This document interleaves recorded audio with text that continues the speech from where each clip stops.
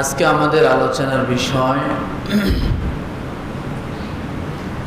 আখিরাতের স্মরণ, জান্নাতে যাওয়ার কারণ। বলেন তো কি? আখিরাতের স্মরণ, জান্নাতে যাওয়ার। মনে থাকবে? আখিরাতের স্মরণ, জান্নাতে যাওয়ার কারণ। এ বিষয়ের উপর আমি 2 থেকে 3টি আয়াত নিয়ে আসছি। এই আয়াত 3টি আমরা আজকে জানব এবং আমাদের জীবনকে এই আয়াতের আলোকে গঠন করার চেষ্টা করব। আল্লাহ তাআলা আমাদের সকলকে তৌফিক দান করুন। আমিন। বিষয়টা কি বলেন তো? ভুলে গেলে হবে না তো, মুখস্থ করতে হবে। এখানে যে আলোচনাগুলো শোনেন, ঘরেও মা বোনদেরকে আলোচনাগুলো বলবেন। এই বলার দ্বারা কি হবে? আপনার সাংসারিক জীবন, পারিবারিক জীবন, আমলি জীবন সব সুন্দর হবে। কথা ঠিক না? ওনারা তো আর মসজিদে আসতে পারে না, তাই না? তা আমাদের দায়িত্ব হলো আমরা মসজিদে যাব, শুনবো এবং এই কথাগুলো আমরা ঘরেও তালিমের নিয়তে বলবো। এটার দ্বারা কি হবে? বাল্লিগু আন্নি ওয়ালাউ আয়া। রাসূলুল্লাহ সাল্লাল্লাহু আলাইহি সাল্লাম বলেছেন, তোমরা যদি একটি আয়াত সম্পর্কেও জানো, ওই আয়াতটি তোমরা অন্যের কাছে পৌঁছায়া দাও। একটি বিষয় যদি তোমরা জানো, সে বিষয়টি তোমরা অন্যের কাছে কি করো? পৌঁছায়া দাও। তাহলে কি হবে? আল উলামা ওয়ারাসাতুল আম্বিয়া, আপনারা হবেন নবীদের ওয়ারিস। সকলে বললেন না? কি হবে? নবীদের ওয়ারিস। আর যারা বলবে তাদেরকে বলা হয় মুবাল্লিগ, অর্থাৎ যা শোনে, হক কথাগুলো যা শোনে, সত্য কথাগুলো যা শোনে, তো অন্যের কাছে কি করে? পৌঁছায় দেয় দাওয়াতের উদ্দেশ্যে। আপনি যদি প্রতি জুমার আলোচনাগুলো, পয়েন্টগুলো শুনে শুনে, পয়েন্টগুলো ধরে ঘরে যেয়ে যদি আপনি কথাগুলো প্রচার করেন, তাহলে আপনার ঘর আশা করি কোরআনের বরকতে সুন্দর হবে। কিসের বরকতে সুন্দর হবে? কোরআনের বরকতে সুন্দর হবে। কারণ আল্লাহ তাআলা বলেছেন, কোরআন হলো রহমত, কোরআন হলো হেদায়াত, কোরআন হলো বরকত। ওয়ানাজ্জালনা আলাইকাল কিতাবা তিবয়ানাল লিকুল্লি শাই। আপনার জন্ম থেকে নিয়ে শুরু করে মৃত্যু পর্যন্ত যা দরকার সব আল্লাহ তাআলা একসঙ্গে কোরআনে ঢোকায় দিয়েছেন। কি করছেন? একসঙ্গে কোরআনে ঢোকায় দিয়েছেন। সূরা নামলে আয়াতটি আছে, ওয়ানাজ্জালনা আলাইকাল কিতাবা তিবয়ানাল লিকুল্লি শাই ওয়া হুদাও ওয়া রাহমাতাও ওয়া বুশরা লিল মুসলিমিন। এটা মুসলমানদের জন্য খুশির সংবাদ। সুবহানাল্লাহ বলে। কিসের সংবাদ? মুসলমানদের জন্য খুশির সংবাদ। মনে থাকবে? তাহলে আজকে আলোচনার বিষয়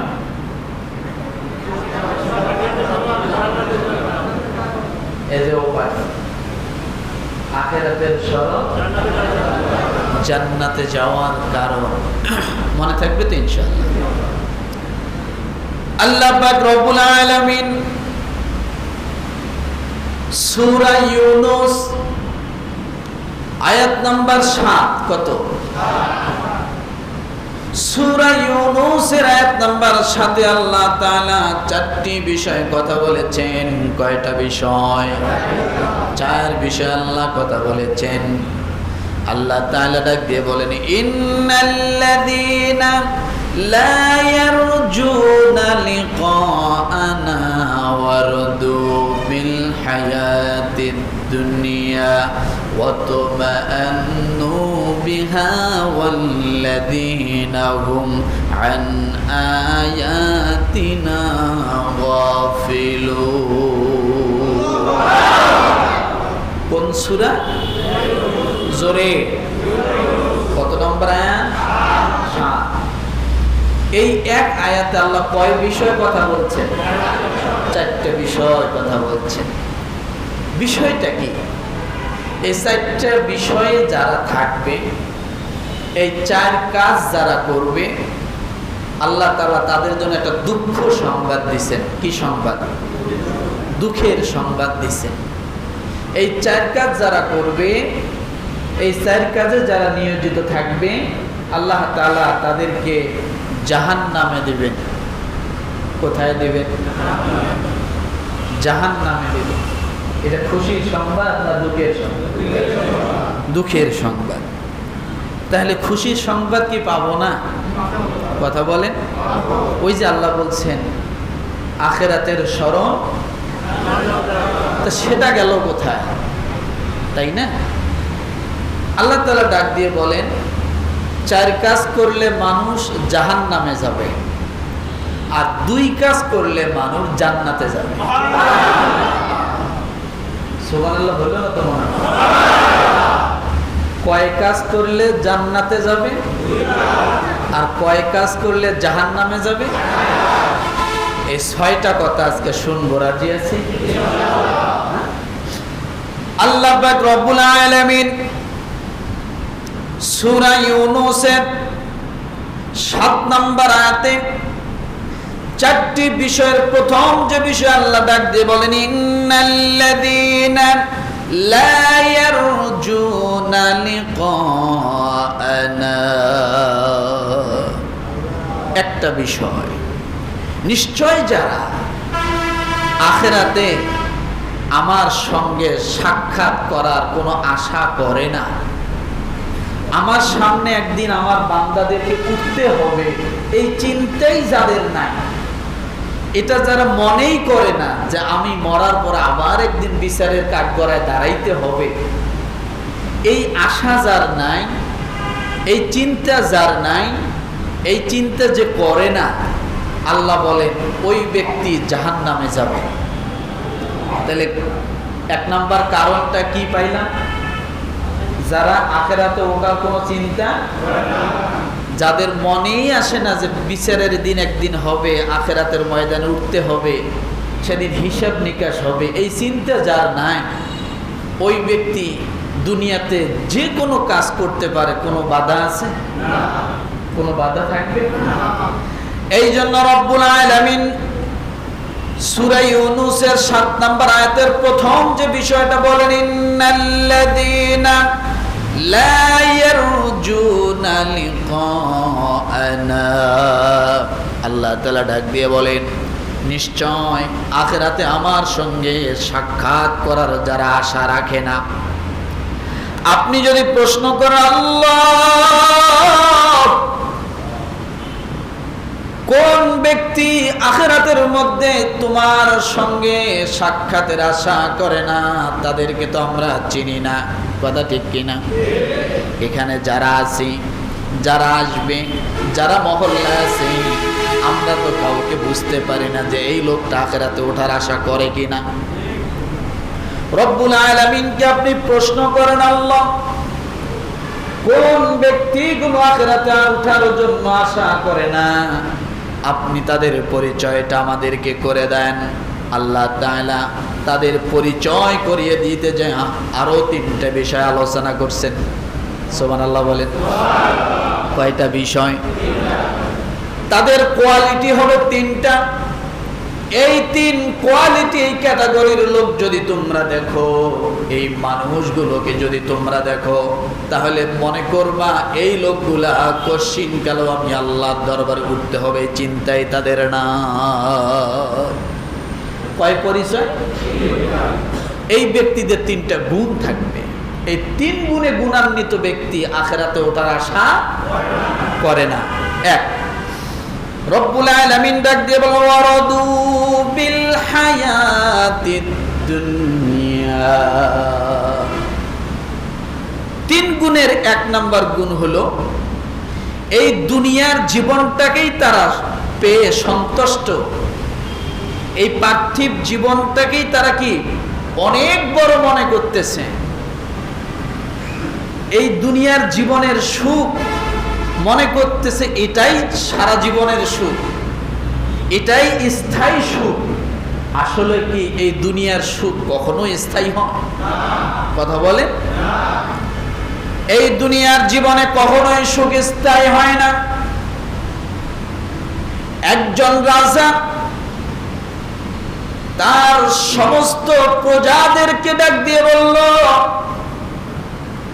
আমি আমার জীবন 60 বছর 50 বছর অতিবাহিত করেছি, আমার কোনোদিন অর্ধেক দিন হয়তো সুখে ছিলাম, কিছু সময় দুঃখে ছিলাম, কিন্তু আমি এমন একটা দিন কাটাতে চাই যে দিনটিতে কোনোদিন দুঃখ কি জিনিস স্পর্শ করবে না, যে দিনটিতে খারাপ কি জিনিস, অকল্যাণকর কি জিনিস আমাকে স্পর্শ করবে না।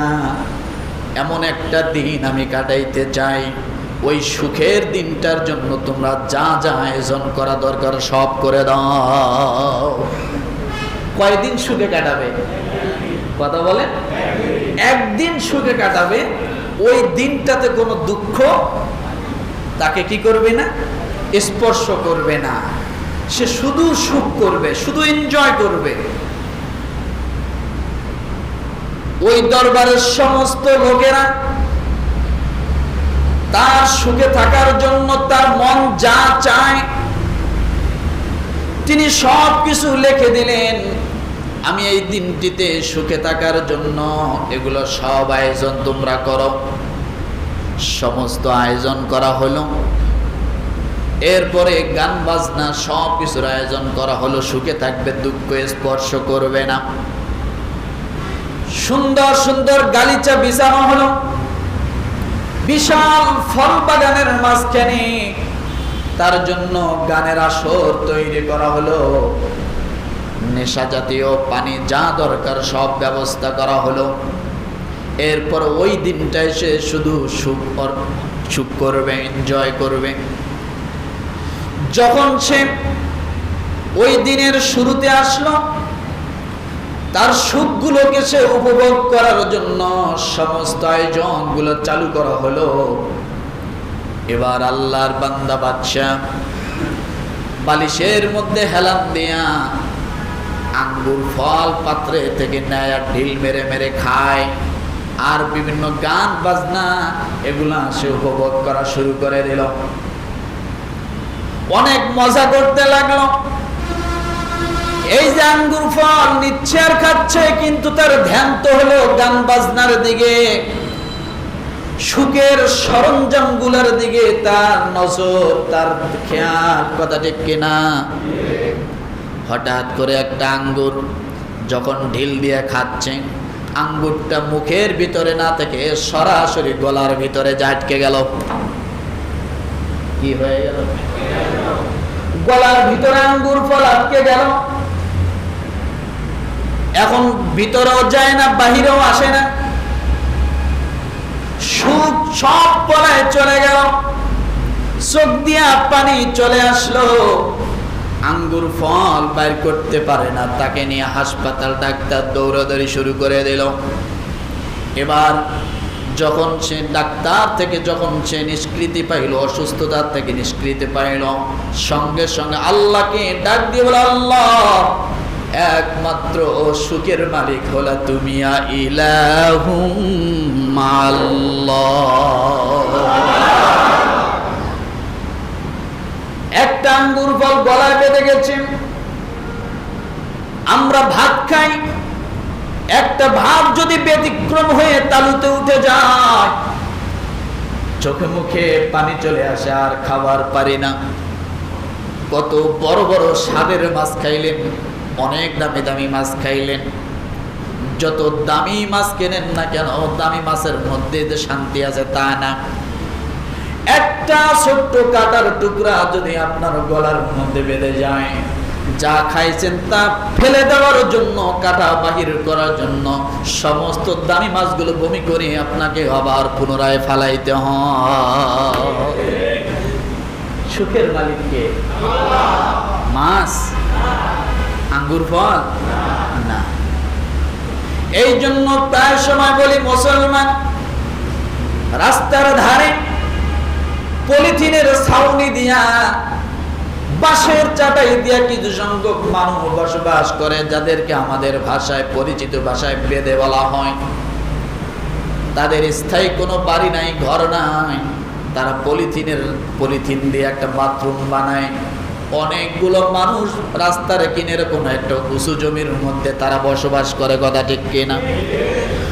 ওই মানুষগুলোর বাচ্চাগুলোর দিকে তাকাবেন, কেদার মধ্যে খেলে, ময়লা আবর্জনার মধ্যে খেলে, মুখে ময়লা, গায়ে ময়লা, ভালো দামি সাবান দিয়া বান্দা ওই ছোট্ট বাচ্চাটাকে গোসল করাইতে পারে না। কিন্তু ওই বাচ্চাটার স্বাস্থ্য দেখবেন হিষ্টপিষ্ট, কিন্তু যত ফল পাকড় খাচ্ছে, যত টাকাওয়ালা পয়সাওয়ালার দিকে তাকাবেন, দেখবেন ছোট্ট বাচ্চার চোখের মধ্যে চশমা, তার চোখে কম দেখে। ডাক্তারের কাছে যাবেন, দেখবেন সিরিয়ালের অভাব নাই। ওই বাচ্চাগুলোর জন্য ডাক্তার লাগে না, ভাতের মার খাচ্ছে, ময়লা খাচ্ছে, যা কিছু খায় না কেন সব হজম করে ফেলে। বড় বড় ডাক্তারের কাছে ওদের সিরিয়াল নাই। আল্লাহ তাআলা ডাক দিয়ে বলে, দুনিয়ার মানুষ, সুখ তো আমি আল্লাহ দেনেওয়ালা। গাছতলাও সুখ দিতে পারে, কিন্তু 50 তলায় সুখ হয়তো পাবে না। এই জন্য রব্বুল আলামিন সূরা ইউনূসের 7 নম্বর আয়াতে দ্বিতীয় বিষয় যেটা বলেন, ওয়ারাদু বিল হায়াতিদ দুনিয়া, ওই সংখ্যক মানুষগুলো জাহান্নামের মধ্যে যাবে, যারা আমি আল্লাহর দরবারে উঠতে হবে এই আশাটা যারা করে না। কোন মানুষগুলো? আল্লাহ দ্বিতীয় নম্বরে তার বায়োডাটাটা দিচ্ছেন, ওয়ারাদু বিল হায়াতিদ দুনিয়া, এই দুনিয়ার জীবনটাকে তারা সুখময় জীবন মনে করে, শান্তিময় জীবন মনে করে। আসলে এই দুনিয়ার মাঝে কখনো মানুষ পরিপূর্ণ শান্তি পাবে না, পরিপূর্ণ দুঃখ মানুষ কখনো থাকবে না। কিছু সময় শান্তি পাবে, আবার কিছু সময়ের জন্য মানুষ দুঃখ পাবে, কথা ঠিক কিনা? জগৎ কয়টা বলেন তো? জগৎ কয়টা? 3টা জগৎ। কয়টা? মুখস্থ করে যান, কয়টা জগৎ? দুনিয়ার জীবনটা একটা জগৎ। এই দুনিয়ার জীবনে দেখেন, খেয়াল করেন, সুখ আছে, শান্তি, দুঃখ আছে, শান্তি আছে, আবার কি আছে? অশান্তিও। এই দুই মিলিয়ে বসবাস, তার নাম কি? দুনিয়া। তার নাম কি? দুনিয়া। দুনিয়া শব্দটা শুনলেই বোঝা যাবে যে এখানে দুঃখও আছে, কষ্টও আছে, সুখও আছে, শান্তি তো আছে। এই হলো একটা জগৎ। আরেকটা জগৎ হবে দুনিয়ার মানুষের জন্য শুধু সুখ আর সুখ হবে, সেখানে কখনো অশান্তি বিরাজ করবে না, দুঃখ স্পর্শ করবে না, সেখানে কষ্ট কোনো স্পর্শ করবে না। সে জগতের নাম হলো জান্নাত। কি নাম? সে জগতের নাম কি? সে জগৎটার নাম জান্নাত। শুধু সুখ আর সুখ। আল্লাহ ডিভাইডেড করছেন, কিন্তু এই দুনিয়ার জমিনে দুইটাই আছে। কারণ দুনিয়াটা হলো স্যাম্পল। কি বলেন তো? দুনিয়াটা, আপনি আখেরাতে যা পাওয়ার দরকার, জান্নাতে যা দরকার, সব আল্লাহ দুনিয়াতে দিছেন। জাহান্নামে যা দরকার সব আল্লাহ দুনিয়াতে দিছেন। তাহলে দুনিয়াটা কি? দুনিয়াটা কি? স্যাম্পল। এই দুনিয়ার জীবনে আপনি দুধ খান, আবার আল্লাহ তাআলা জান্নাতের মাঝে দুধের নহর রেখে দিয়েছে, আছে না নাই? মাসালুল জান্নাতিল্লাতী ওয়িদাল মুত্তাকুন ফিহা আনহারুম মিন মাইন গায়রি আসিন وأنهار من لبن لم يتغير طعمه وأنهار من خمر لذة للشاربين وأنهار من عسل مصفى চারটা নহর কয়টা চারটা নহরে আল্লাহ জান্নাতের মধ্যে রাখছেন এই চার নহরের আবার দুনিয়াতেও রাখছেন সেটা হলো স্যাম্পল হিসাবে কি হিসাবে স্যাম্পল হিসাবে আপনি দুধ খান চিন্তা করেন এই দুধ আল্লাহ কোথা থেকে বাহির করে গোবর এবং রক্ত এই দুইয়ের মাঝখান থেকে আল্লাহ দুধটাকে নির্যাস করতেছেন সুবহানাল্লাহ দুধ কোথা থেকে আসে গোবর এবং রক্ত মিল্লাবানা খালিসান সাইগাল লিশারিবিন দুইয়ের মাঝখান থেকে আল্লাহ দুধটা নির্যাস করতেছেন তাহলে দুনিয়াতে দুধ আছে জান্নাতেও দুনিয়াতে মধু আছে জান্নাতেও দুনিয়াতে শরাব আছে জান্নাতেও কিন্তু দুনিয়াতে পরিপূর্ণ নয় জান্নাতেই পরিপূর্ণ জান্নাতে কি যা খাবেন তা পরিপূর্ণ দুনিয়াতে খাবেন তৃপ্তি মিটবে না জান্নাতে খাবেন আল্লাহ তৃপ্তি মিঠাই দিবে আবার চাহিদা চলে আসবে যখন আবার চাবেন দরকার পড়বে কি বলবেন দাআওয়াহুম ফিহা সুবহানাকাল্লাহুম্মা ওয়া তাহিয়াতুহুম ফিহা সালাম যা দরকার শব্দ হবে একটা কয়টা কি বলবেন এই আমাকে দাও এটা না আপনার যা প্রয়োজন এক শব্দে সব চলে আসবে সুবহানাল্লাহ মনে করেন এই যে ফ্যানগুলো আছে সমস্ত ফ্যানগুলো যদি এক সুইচে নেওয়া হয় তখন দেখবেন একটা সুইচ টিপ দিলে সব ফ্যান ঘুরবে না এখন আলাদা আলাদা সুইচ আছে আলাদা আলাদা ঘুরতেছে রব্বুল আলামিন একটি ভাষা দিবেন জান্নাতীদের জন্য শুধু বলবে দাওয়াহুম ফিহা সুবহানাকাল্লাহ বান্দা সুবহানাকাল্লাহুম্মা বলবেন বলার সঙ্গে সঙ্গে জান্নাতের যত নিয়ামত আছে সমস্ত নিয়ামতগুলি আল্লাহ তাআলা আপনার সামনে উপস্থিত করে দেবে খাবার শেষ এখন এগুলো পরিষ্কার করতে হবে এগুলো এখান থেকে সরাইতে হবে ভাষাটা কি হবে ওয়া আখিরু দাআওয়াহুম আনিল হামদুলিল্লাহি রাব্বিল আলামিন সূরা ইউনূস আয়াত নাম্বার 10 11 12 জান্নাতীদের ভাষা এই হবে যখন শেষ হবে খাওয়া শেষ হবে ওয়া আখির দাওয়াহুম আনিল হামদুলিল্লাহ খাওয়ার শেষে আলহামদুলিল্লাহ বলবে আমরা তো খাওয়ার শেষে একটা ডেগুর দেই খাবার মজা হলে বলি মজা হয়েছে খাবার মজা না হলে বলি এগুলো কি রাখছে কথা ঠিক না কিন্তু জান্নাতে এই দুই কথা বলার কোনো শক্তি থাকবে না যা খাবেন তাই মজা লাগবে ভাষাটা কি হবে আলহামদুলিল্লাহ তাহলে খাওয়ার শেষে কি বলতে হয় জোরে বলে আলহামদুলিল্লাহিল্লাযী আত'আমানা ওয়া সাকানা ওয়া জা'আলানা মিনাল মুসলিমিন বান্দা খাওয়ার শেষে যদি আলহামদুলিল্লাহ বলে আল্লাহ তাআলা ডাক দিয়ে বলে বান্দারে যখনই তুমি আমি আল্লাহর প্রশংসা করেছো খাওয়ার পরে আমি আল্লাহ ওয়াদা দিলাম ওই খাবারের হিসাব আমি আল্লাহ কিয়ামতের ময়দানে তোমার থেকে নেব না তাহলে খাওয়ার শেষের দোয়া কি আজকে থেকে বলবো একটা শিখলাম এটা জান্নাতি ভাষা কি ভাষা বলেন আমার ভাইরা রব্বুল আলামিন সূরা ইউনূসের 7 নম্বর আয়াতে দ্বিতীয় যে বিষয়টা আল্লাহ বললেন ওয়ারাদু বিল হায়াতিদ দুনিয়া এই মানুষগুলো দুনিয়া পায়া সন্তুষ্ট হয়ে গেল। আসলে যতটুকু জানলাম, এখন বলেন তো দেখি, দুনিয়ায় কি পরিপূর্ণ সুখ পাওয়া যাবে? কথা বলেন না, দুনিয়ার মধ্যে পরিপূর্ণ সুখ পাওয়া যাবে না। আল্লাহ তাআলা দ্বিতীয় নাম্বার কোয়ালিটি ওই মানুষের গুণটা, বায়ুটা বলে দিচ্ছেন, ওয়াতমাআন্নু বিহা। কি বলেন তো একটু, ওয়াতমাআন্নু বিহা। ওই ব্যক্তিরা আখিরাতের ময়দানে আশা রাখে না। তার দ্বিতীয় নাম্বার কোয়ালিটি হলো ওয়াতমাআন্নু বিহা। এটার অর্থ হলো ওই সমস্ত মানুষগুলো যারা পার্থিব জীবনটাকে চিরস্থায়ী সুখ মনে করে, শুধু সুখ মনে করেই ক্ষান্ত না, ওয়াতমাআন্নু বিহা।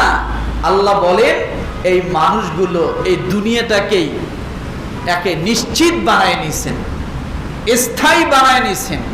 তারা কখনো মরবে, মারা যাবে, 3টা কাফনের কাপড় তার জন্য রেডি হবে, জানাজা নামাজ হবে, কবর হবে, মানুষ তাকে অন্ধকার কবরে রাখবে, এটা সে কখনো ভাবে না। দ্বিতীয় নাম্বার কোয়ালিটি কি, এই পার্থিব জীবনে তারা কি গ্যারান্টি দিয়ে বসে আছে যে এটাই শেষ, এরপর আমাদেরকে আর উঠতে হবে না। আছে না নাই এই কোয়ালিটির মানুষগুলো? এই কোয়ালিটির মানুষগুলো আছে বিদায় তো দুনিয়ায় এত মারিং কাটিং চলে, এত খুন খারাপি চলে, এত অন্যায় অবিচার চলে, জুলুম চলে। কথা ঠিক না? যদি কেউ মনে করে আমি মরে যাব, আজ মরলে কাল 2 দিন, ওই মানুষটার ভিতর অহংকার থাকতে পারে না। কি আছে দুনিয়ায়? আমি প্রায় বলি, বর্তমান সময়ে আপনি চিরুনি অভিযান করলেও মনে হয় 80 বছর 100 বছরের মানুষ পাওয়া কঠিন হয়ে যাবে। পুরো গ্রাম মিলিয়ে 2-1টা পাওয়া যাবে, পুরো ইউনিয়ন মিলে 8-10টা পাওয়া যাবে। তাহলে এই বুড়া মানুষগুলো গেল কোথায়? যুবকরা এখন বুড়া হচ্ছে না, কারণ এখন এমন রোগ সৃষ্টি হয়েছে, হঠাৎ স্ট্রোক। কথা ঠিক না? ব্রেন স্ট্রোক, হার্ট স্ট্রোক, বিভিন্ন স্ট্রোক করে করে মানুষ জায়গায় পড়ে যাচ্ছে।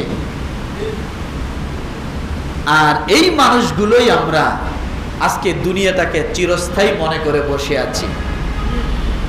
আপনি কল্পনাও করতে পারেন না, মানুষ আফসোস করে, আরে ওই ভাইটার সঙ্গে তো পরশুদিন কথা হলো, আজকে তার মারা যাওয়ার খবর শুনতেছি। কেউ বলে আরে এই লোকটা ভালো ছিল, আবার কেউ বলে কি মরে গেছে, ভালোই হয়েছে। কথা ঠিক না? তাহলে আপনি মারা যাবেন, এটার নির্দিষ্ট দিন তারিখ ক্যালেন্ডারে নাই। আছে? নির্দিষ্ট দিন তারিখ ক্যালেন্ডারে নাই। মরণ যেমন সুনিশ্চিত, যে কোনো সময় আসতে পারে। এই দুনিয়ার সমস্ত মায়া মমতা সবকিছু ত্যাগ করে আপনাকে যে কোনো সময় দুনিয়া ছেড়ে চলে যেতে হতে পারে। আমি মনে হয় গত জুমা আগেও বলেছি, এই বডিটা হলো একটা চায়না। এটা কি জীবন? চায়না।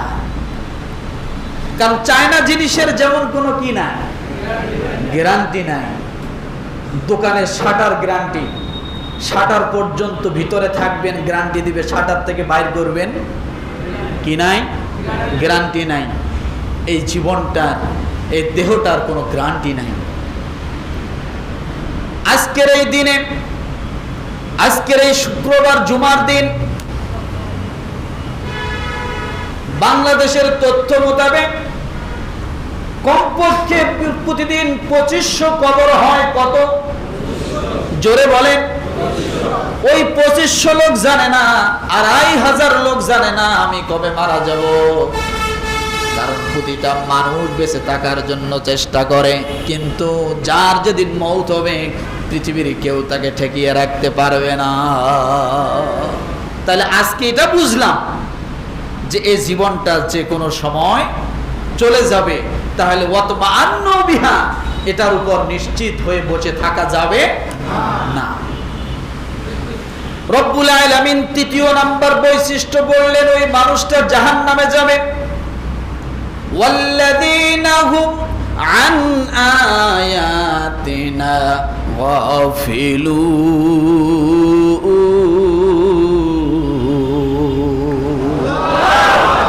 কোন মানুষটা আল্লাহর সঙ্গে আশা করে না সাক্ষাতের জন্য, আল্লাহ তাআলা বান্দার তৃতীয় নাম্বার কোয়ালিটি বলে দিলেন 7 নাম্বার আয়াতের শেষে, ওয়াল্লাযীনা হুম আন আয়াতিনা গাফিলুন, যারা আমার নিদর্শনাবলী সম্পর্কে সব সময় উদাসীন।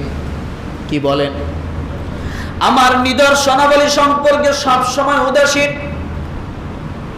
কেমন করে বান্দা উদাসীন? এই আয়াতের তাফসীর ইবনে কাসির যদি আপনি পড়েন, তখন সেখানে দেখতে পাবেন বান্দা কেমন করে উদাসীন। আল্লাহ তাআলা ডাক দিয়ে বলে, বান্দারে তুমি তোমার চোখের দিকে তাকাও। এই চোখের মধ্যে আমি আল্লাহ কত পাওয়ার দিয়েছি, এই চোখের কত দ্রুত ক্যামেরা আমি দিয়েছি, এই চোখের মেমোরি শক্তিটা কত তুমি ভালো করে তাকাও।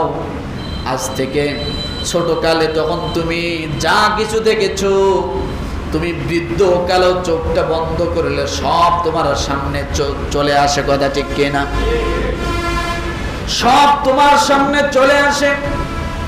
এই চোখটা আমি দিলাম, চোখের দিকে তুমি যদি একটু তাকাও, কিভাবে দিলাম?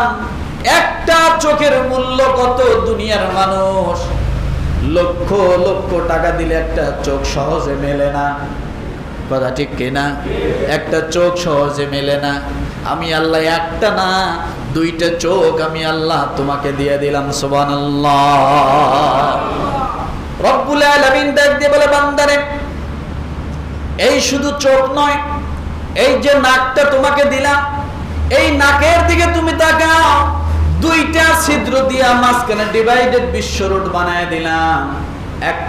একটা ছিদ্র দিয়ে নিঃশ্বাস নেয়, আর একটা ছিদ্র দিয়ে ওই বায়ুটা ফুসফুসের মধ্যে নিষ্কাশন হওয়ার পরে খারাপ যে পদার্থ আছে সবগুলো আর একটা ছিদ্র দিয়ে বাইর করে দেওয়ার ব্যবস্থা করে দিলাম।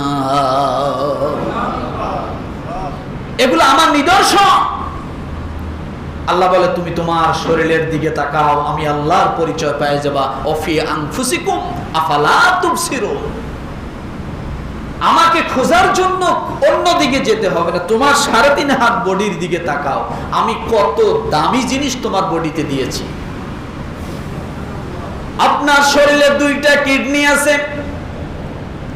2টা কিডনি নষ্ট হয়েছে, আপনি একটা কিডনি লাগাবেন অন্যের থেকে।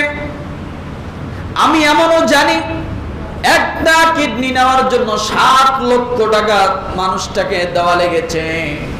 এরপরে যতদিন বেঁচে থাকবে প্রতি মাসে মাসে তার ভরণ পোষণ দিতে হবে, তার চিকিৎসা ডাক্তার করাইতে হবে। এইভাবে যতদিন পর্যন্ত বেঁচে থাকবে আল্লাহ তাআলা এই মানুষটাকে কত দামি জিনিস বানায় দিয়েছে দেখেন। একটা কিডনি যদি 7 লক্ষ টাকা দাম হয়, এটা ট্রান্সফার করা আবার এটা লাগানো, এটার চিকিৎসা প্রায় 1 কোটি টাকার মতো খরচ হয়ে যায়, 50 লক্ষ টাকার মতো খরচ হয়ে যায়। আল্লাহ বলে, বান্দারে একটা কিডনি যদি এত জটিলতা হয়, আমি আল্লাহ 2টা কিডনি আমি তোমাকে দান করে দিয়েছি। ইলাহুম মাআল্লাহ। কত দামি দামি জিনিস আল্লাহ আপনাকে দান করছে, ভাবা যায়। ওয়াল্লাযীনা হুম আন আয়াতিনা গাফিলুন, যারা এই সমস্ত নিদর্শন থেকে গাফেল, মুখ ফিরায় নিছে, অহমিকা করে। আপনি কিসের এত চিন্তা বাহাদুরি করেন? আপনি কিডনি হাসপাতালে যান, মানুষের হাজারি কত। আপনি ব্রেনের হাসপাতালে যান, মাথার হাসপাতালের মধ্যে যান, সেখানে মানুষের হাজারি কত। আপনি চক্ষু হাসপাতালে যান, সেখানে মানুষের হাজারি কত। এই 3.5 হাত বডির মধ্যে প্রায় 1000 ডাক্তার আছে। কয় হাজার?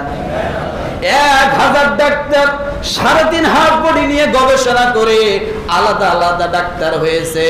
দাঁতের ডাক্তার আলাদা, নাকের ডাক্তার আলাদা, গলার ডাক্তার আলাদা, চোখের ডাক্তার আলাদা, মাথার ডাক্তার আলাদা। আছে না নেই? কথা বলেন। হাড়ের ডাক্তার আলাদা, কিডনি ডাক্তার আলাদা, লিভারের ডাক্তার আলাদা। আছে না নেই? রব্বুল আলামিন ডাক দিয়ে বলে, বান্দারে এক একটা বিষয় গবেষণা করার জন্য বছরের পর বছর লাগলো, একটা বিষয় জানার জন্য, অভিজ্ঞতা নেওয়ার জন্য লক্ষ লক্ষ টাকা খরচ করা লাগলো। কলেজের মধ্যে ভর্তি হতে হলো, লাখ লাখ টাকা খরচ করা লাগলো। বান্দারে, আমি আল্লাহ তাআলা মানুষটাকে এত দামি বানালাম, কেন বানালাম একটা বার তুমি মান্দা হয়ে চিন্তা করলা না? ওয়াল্লাযীনা হুম আন আয়াতিনা গাফিলুন।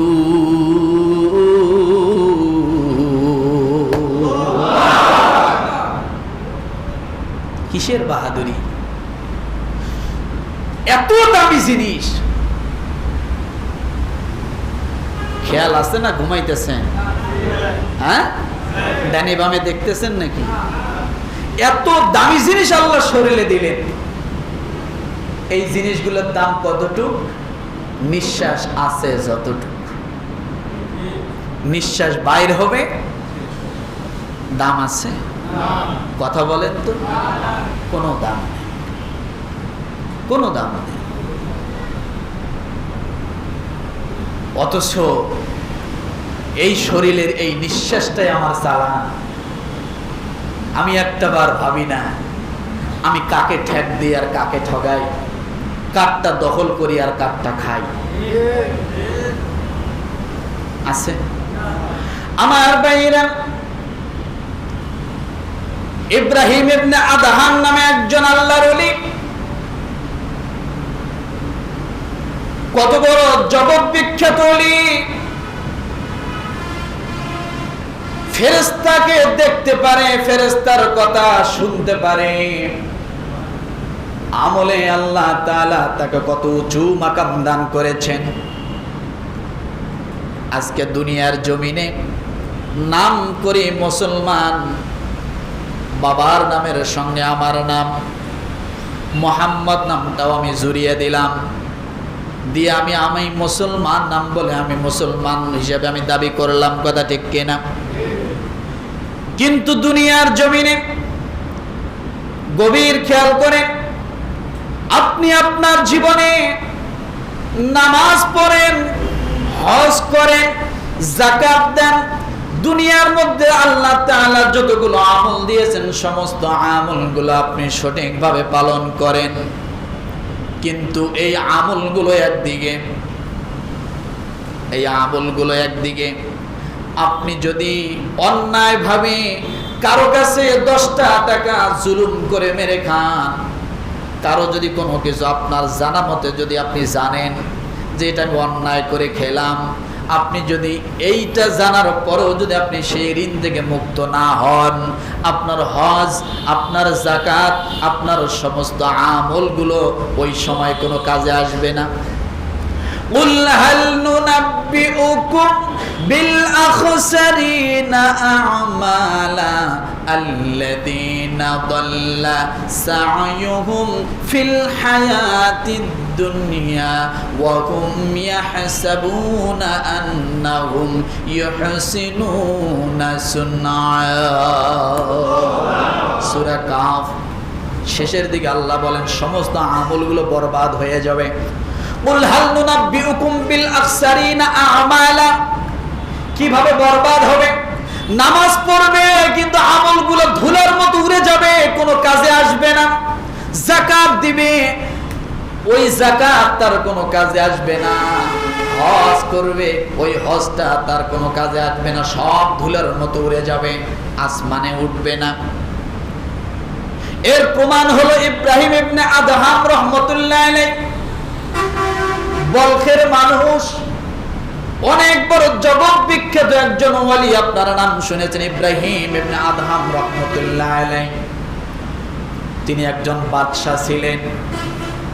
তার বাদশাহী সিংহাসন ছেড়ে জায়নামাজ নিয়া জায়নামাজের মধ্যে আল্লাহর সঙ্গে মোলাকাত শুরু করে দেন।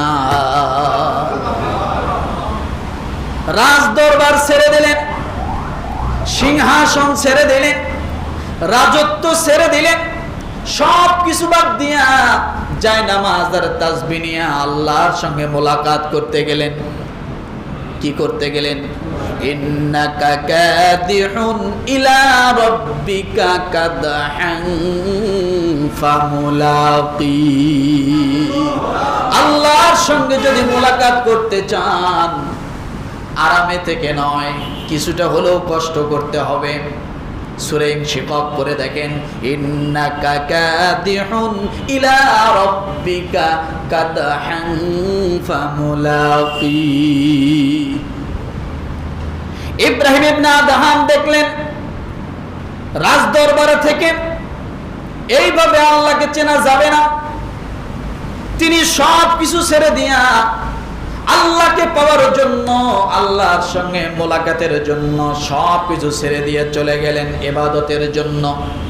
একাগ্রতা মনোনিবেশন করলেন, করার পরে আল্লাহ বান্দা এইভাবে আমল করে যান। একদিন হঠাৎ তিনি তাহাজ্জুদের নামাজ পড়েন, ছাদের মধ্যে দাঁড়িয়ে তাহাজ্জুদের নামাজ পড়েন। এমন সময় কে যেন ছাদের মধ্যে দাঁড়ায় খটখট খটখট শব্দ করে। ইব্রাহিম ইবনে আদহাম সালাম ফিরিয়ে ডাক দিয়ে বলে, কে গো? আমার ছাদের মধ্যে শব্দ করে কে? আমি তাহাজ্জুদের নামাজ পড়ি, ছাদের মধ্যে শব্দ কেন? ওই পথিক রাতের বেলা ডাক দিয়ে বলে, ইব্রাহিম, আল্লাহকে পাওয়ার জন্য তোমাকে দুনিয়া ত্যাগ করতে হবে, আল্লাহকে পাওয়ার জন্য তোমাকে আল্লাহর পথে চলতে হবে। রাজ দরবার থেকে নয়, তিনি বুঝতে পারলেন এইভাবে আল্লাহকে আমি যেভাবে পেতে চাই সেভাবে নয়। কারণ আমরা মুসলমান, কুরবানি দিয়েছি, মনে করলাম কুরবানি তো দিয়েছি, আল্লাহকে পাইছি, জীবনে এক ওয়াক্ত নামাজও পশ্চিম দিকে সেজদা করেন এমন মুসলমান আছে না? না, শুধুমাত্র কুরবানিকে ইসলাম মনে করে, হজকে ইসলাম মনে করে, শুধুমাত্র দানকে ইসলাম মনে করে। আল্লাহ বলেন শুধুমাত্র ইসলাম দান নয়, শুধুমাত্র কুরবানি ইসলাম নয়, শুধুমাত্র হজ ইসলাম নয়। ইসলাম হলো ওইটা, ইয়া আইয়ুহাল্লাযীনা আমানু দুখুলু ফিস-সিলমি কাফা। সূরা বাকারা।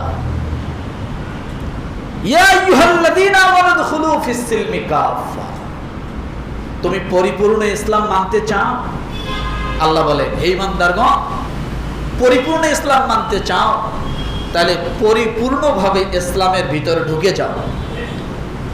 একজন মানুষ মশারি টানাইছে, মশারি টানাইয়া অর্ধেক এই কোমর থেকে নিয়ে, পেট থেকে নিয়ে মাথাটা মশারির ভিতরে, আর পেট থেকে নিয়ে পাগুলো মশারির বাহিরে। বলেন তো এই মানুষটা কি মশারি টানানো হলো? হ্যাঁ, মশা খাবে না? কোথায় খাবে? যেগুলো মশারির বাহিরে। আচ্ছা, ঘুম ভাঙতে আঙ্গুলের মাথায় একটু ফোড়া দিলেই তো পুরো ঘুম ভেঙে যায় নাকি? ঘুম ভাঙবে না? তাহলে মশারিতে ঢুকলে, মশার থেকে বাঁচতে হলে যদি পুরাটাই ঢুকতে হয়, আল্লাহ বলেন জাহান্নাম থেকে বাঁচার জন্য তোমাকে পুরাটাই ইসলামে ঢুকতে হবে। কি করতে হবে? জাহান্নাম থেকে বাঁচার জন্য তোমাকে পুরাটাই ইসলামে ঢুকতে হবে। শুধু বৎসরে বৎসরে কুরবানি দিলেই ইসলাম পালন নয়, বৎসরে একবার হজ করলেই ইসলাম পালন নয়। তাহলে ইসলামটা কেমন এবার দেখেন। ইব্রাহিম ইবনে আদহাম রাহমাতুল্লাহ আলাইহি চিন্তা করলেন, বলখি থেকে আমি মক্কায় যাব, মক্কায় যাওয়ার পর আমি উমরা করব, ওখানে কিছুদিন অবস্থান করার পর আমি বাইতুল মুকাদ্দাস ফিলিস্তিনে যাব, বাইতুল আকসায় যাব, ওখানে যে আমি কিছু নামাজ আদায় করব, আল্লাহর কোরআন তেলাওয়াত করব, ওখানে কিছু ইবাদত করার পর আমি বাড়িতে ফিরে আসব। উনি ওনার বাড়ি থেকে যখন পথ রওনা করলেন, প্রায় 700 কিলোমিটার রাস্তা পায়ে হেঁটে অতিক্রম করলেন। কত কিলো?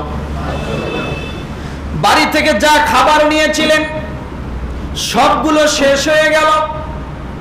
এরপরে পথের মধ্যে একটি বাজারে যাওয়ার পরে কিছু খেজুর নিলেন। খেজুরের দোকানদার তাকে খেজুর মেপে ব্যাগের মধ্যে ভরে দিলেন। কিন্তু যখন খেজুরটা ওই যে খেজুরের জায়গা থেকে, বস্তা থেকে উঠাইতে লাগলেন, এমন সময় দাড়ি পাল্লা যখন খেজুরের ভিতরে ঢুকাই দিয়েছেন, কয়েকটা খেজুর ওই জায়গার মধ্যে বস্তার নিচে পড়ে গেল।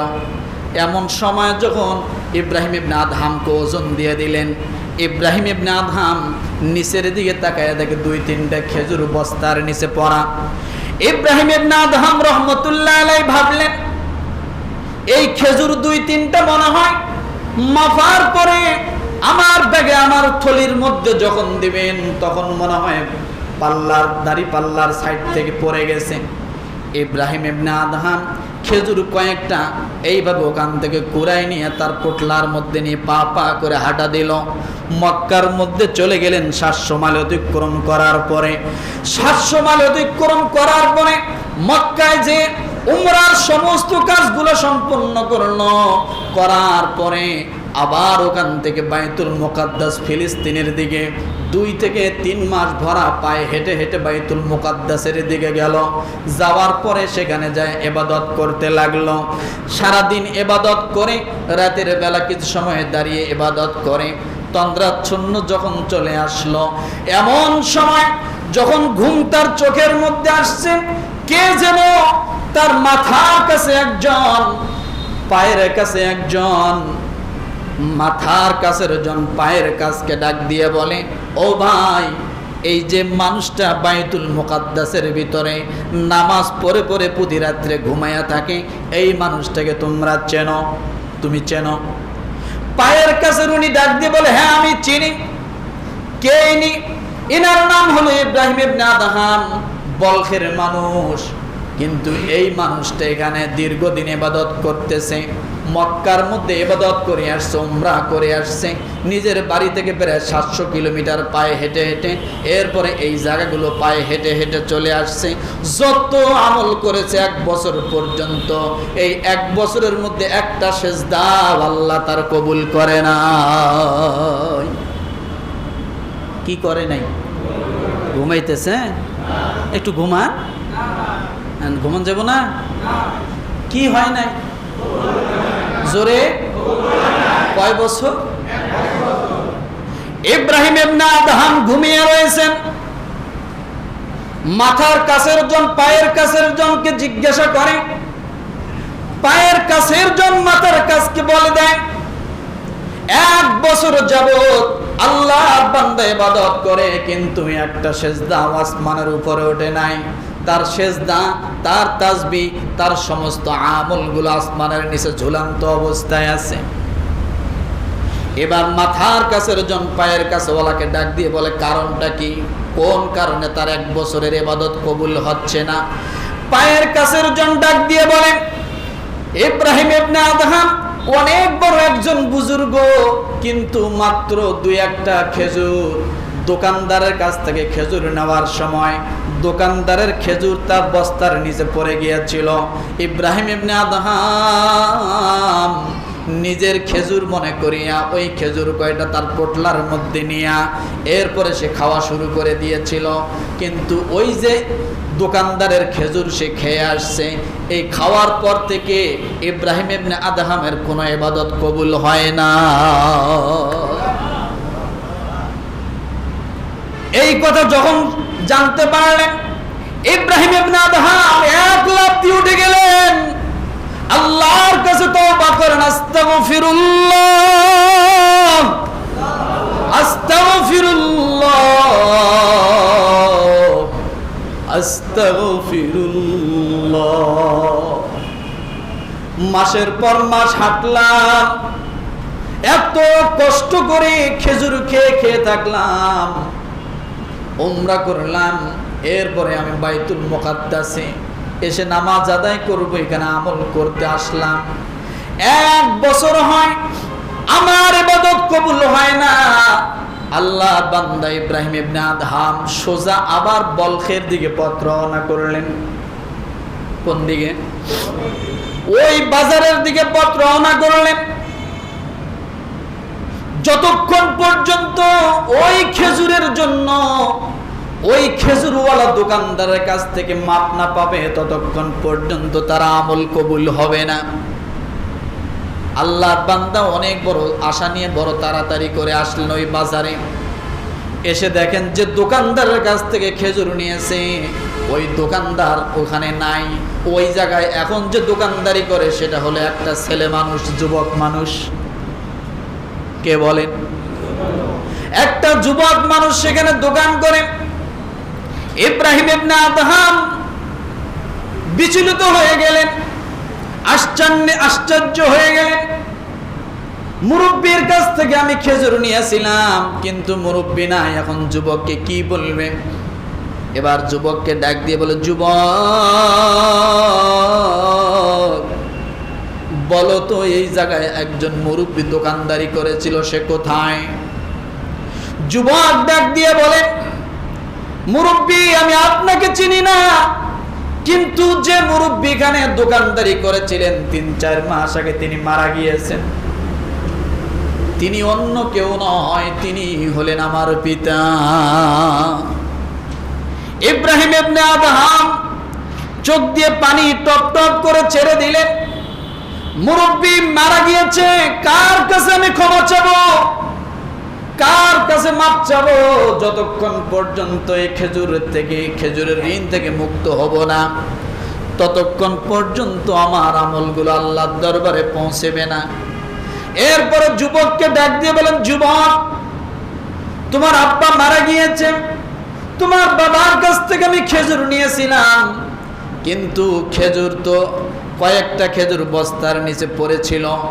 ওই খেজুরগুলো আমার মনে করে আমি আমার পোটলার মধ্যে নিয়ে গিয়েছিলাম, কিন্তু যেদিন থেকে ওই খেজুরগুলো খেয়েছি ওই দিন থেকে আজ পর্যন্ত আমার ইবাদত কবুল হয় না।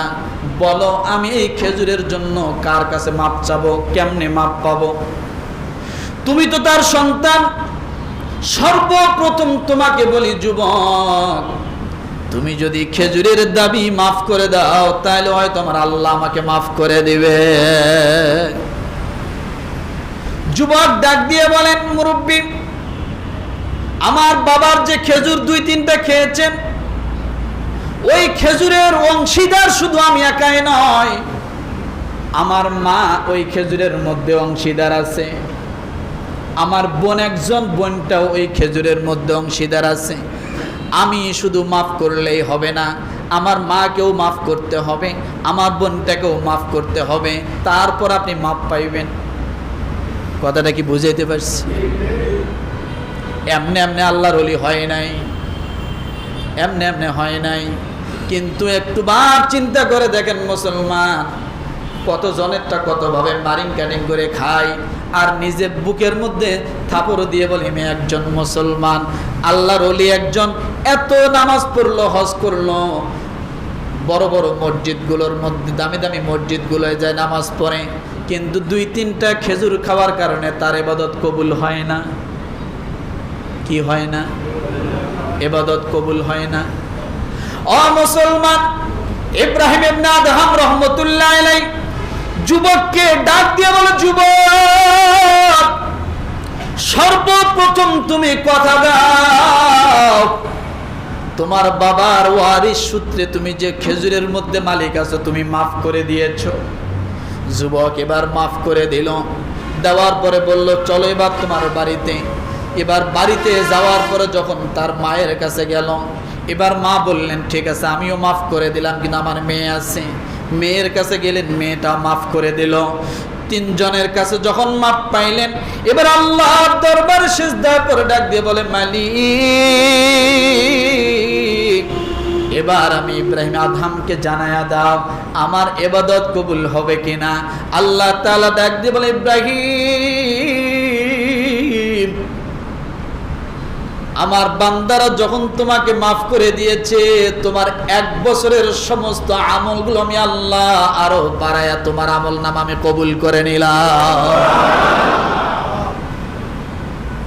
ও মুসলমান, এই জন্য বলি কোন মানুষগুলো আল্লাহর দরবারে ওঠার জন্য আশা করে না, হালাল হারাম বাঁচতে হবে কিনা বলেন? জোরে বলেন। যদি মরার চিন্তা থাকে মনে করবেন আমি যদি আজকে মরে যাই, আল্লাহর হক যদিও মাফ করে কিন্তু বান্দার হক আল্লাহ মাফ করে না। কার হক মাফ করে না? বান্দার হক আল্লাহ মাফ করেন না, বান্দার হক মাফ করার জন্য বান্দার কাছে মাপ পাইতে হয়। এই জন্য বলি মুসলমান, কেন আমলগুলোকে নষ্ট করব? নিজে কেন আমলগুলো এত কষ্ট করে করার পরে নষ্ট করবেন? যাতে আমলগুলো নষ্ট না হয়, এই জন্য সবসময় বান্দার হকের দিকে একটু খেয়াল রাখতে হবে। কথা ঠিক কিনা? এই জন্য রব্বুল আলামিন বলেন, ওয়াল্লাযী উলাইকা মাআওয়াহুমুন নারু বিমা কানু ইয়াকসিবুন।